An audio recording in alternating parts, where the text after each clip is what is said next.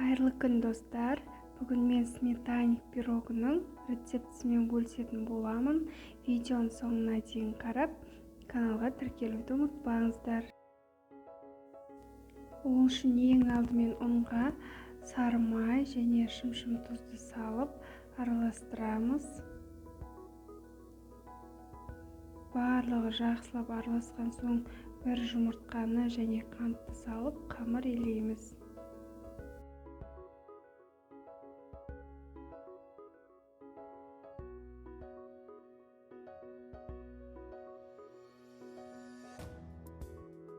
Мінекей достар, қамыр дәл осылай дайын болып шықты.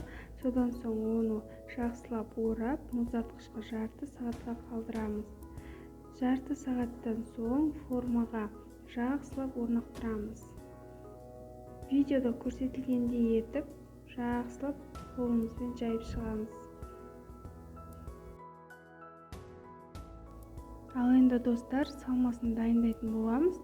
Ол үшін қаймаққа қантты, жұмыртқаны және ванилинді қосып, жақсылап араластырамыз. Ванилин міндетті емес, бірақ қоссаңыздар өте дәмді болады. Салмасын көп, ұзақ уақыт миксермен араластырып қажет емес, жай ғана біріктірсеңіз болғаны. Содан соң қалыпқа осылай құйып, 180 градуста қызып тұрған пеште пісіріп аламыз.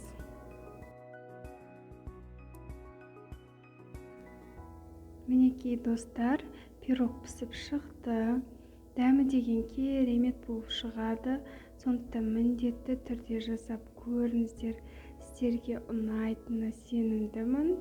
Және де видеоға пікір қалдырып, жүрекшені басуды ұмытпаңыздар.